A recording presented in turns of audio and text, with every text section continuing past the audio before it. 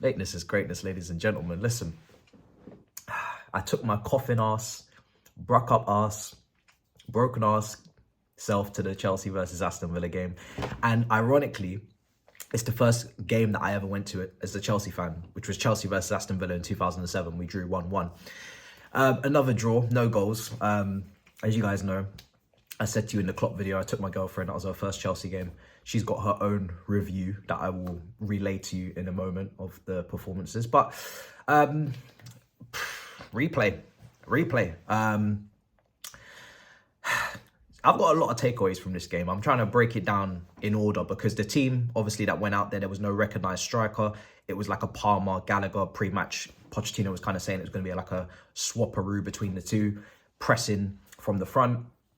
Broja didn't play well against Middlesbrough. So, you know, we want to have a focal point. We want to have a striker because it's the best chance we have of scoring a goal. But it's not like Broja's been particularly impressive since the injury. And it's not like he's been bringing much to the game. Sometimes you see Broja out there and you think he's not really in line with the rest of the team. He's not really getting involved as much as he needs to. And we know that with Cole Palmer, with Gallagher, they're going to combine and connect a lot more, or at least try to make things happen in terms of the general play. So it's a toss-up between the two. Not to mention the midfield of Villa is obviously very physical, very demanding. So you know when you play Gallagher and Palmer, you're going to get them just in front of Caicedo and Enzo. You've got a four there to really try and win the midfield battle. So it was a real toss-up for Pochettino. Now, man of the match is definitely Petrovic. By far and away, what a steal. What an absolute steal. This goalkeeper is honestly first choice. I don't want to see Sanchez even thinking about making a move in this lineup. When he comes back from injury, he parks his ass on the bench. Petrovic saved us this game, kept us in this tie, takes us to Villa Park. Big saves from the beginning, where we started off pretty shaky.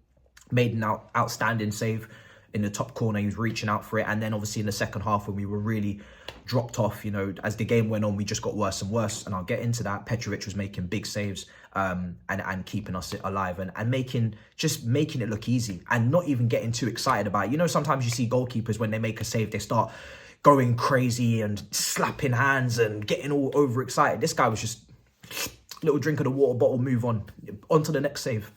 Not trying to, you know, get too overly emotional, just basically being a postman. Like Balotelli said, I'm just there to deliver the post. I don't celebrate doing my job. So unbelievable from Petrovic today, clearing away man of the match. But like I said, first 10 minutes were shaky. I don't think we weren't controlling things. But then after we got through that spell and the save had to be made and the VAR goal that obviously was disallowed for handball, I thought for the rest of the first half, we were in complete control. I was sitting on the West stand, so I saw Madueke, obviously Alfie, fantastic from him as well today.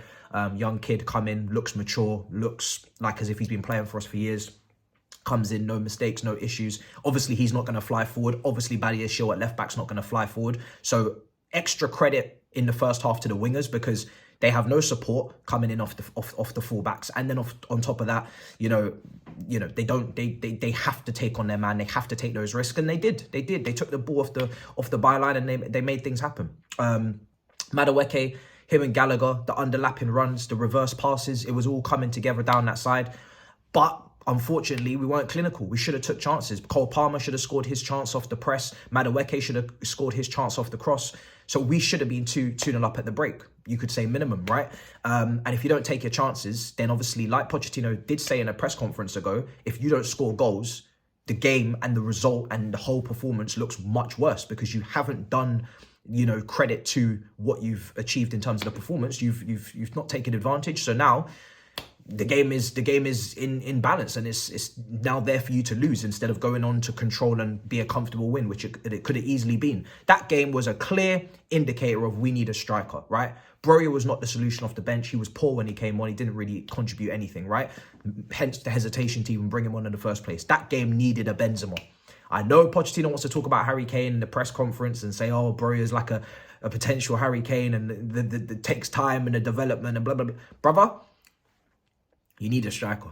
You need a striker. You need to push on this Benzema thing. If it's not over, if it's not dead, you must revive it. You must keep it alive because you need somebody. Even if he turns into a Higuain 2.0, which people have said, take the risk. If he costs 300k a week on wages, take the risk. What is that, 5 million for the rest of the season? 3-4 months? Take the risk. Look at the finishing. Look at the end product. All of that nice play, Gallagher in that first half, right? Receiving the ball in tight spaces, keeping it moving. Sterling took on his man a few times, managed to get some crosses into the box, win a few corners. Madueke, like I said, and Palmer making things happen. Nice touches. To see Palmer in person was nice because the touches, you know, the intelligence, you can see it. It's brilliant.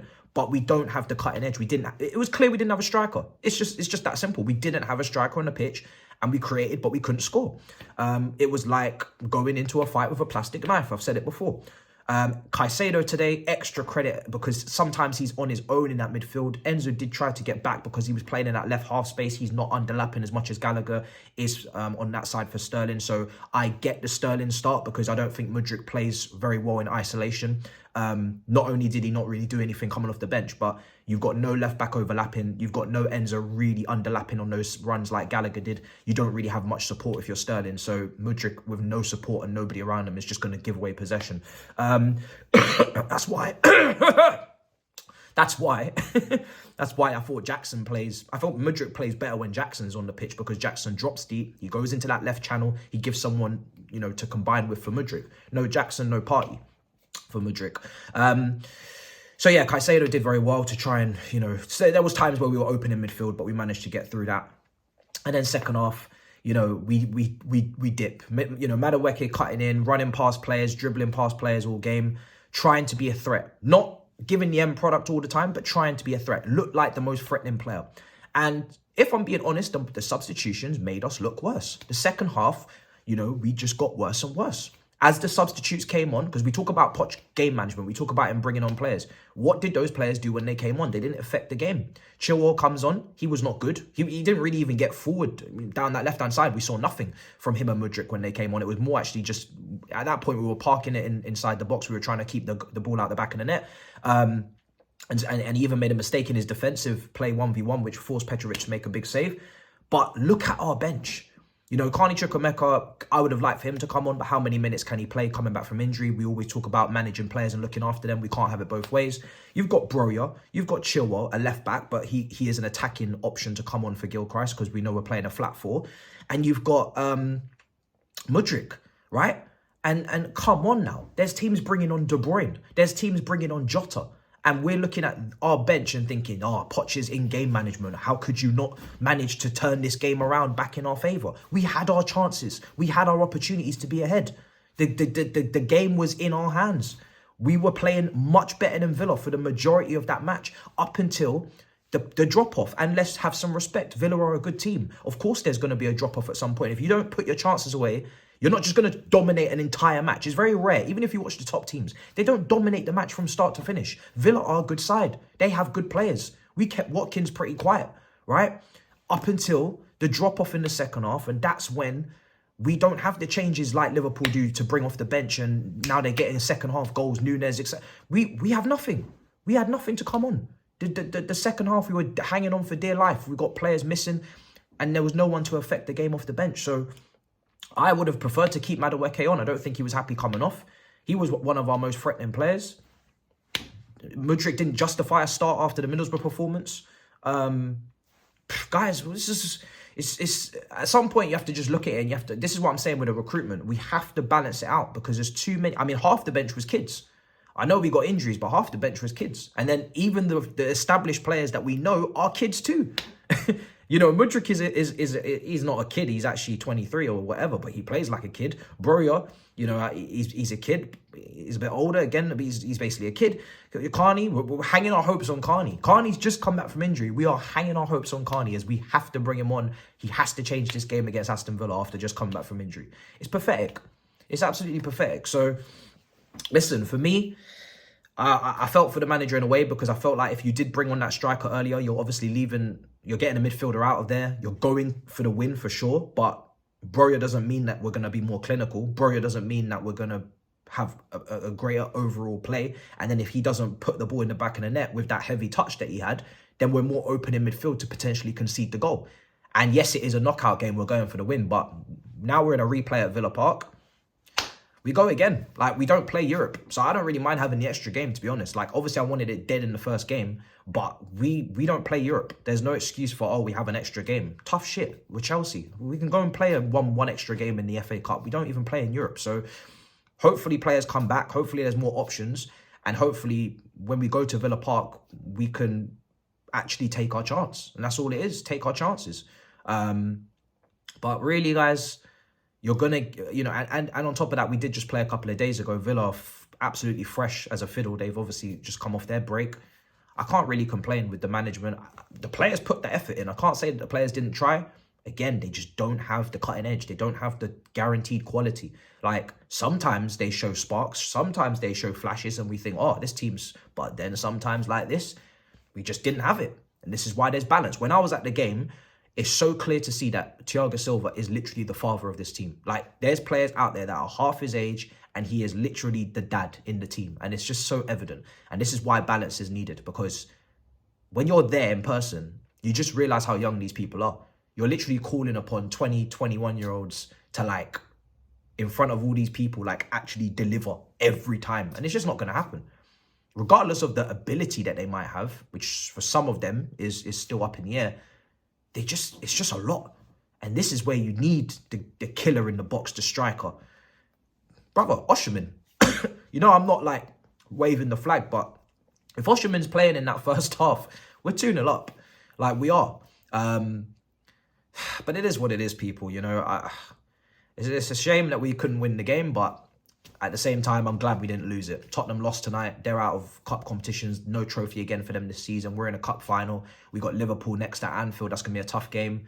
I don't think we picked up an injury, so that's a positive. We go to Villa Park, and we have to believe that we can win, man. I don't get this defeatist... I see some defeatist attitude online about, oh, we're going to Villa Park, we're going to lose. Oh, we got Liverpool in the Carabao Cup final, Klopp, we're going to lose. Like, bruv, what do you mean we're going to lose? Like, if you as a fan have the mentality that we're going to lose these games, when really, against good teams this season, we actually have performed. We just have not won all of the games because we don't take our chances, but we've actually been better than most of these teams. If you think you're going to lose before you even go in...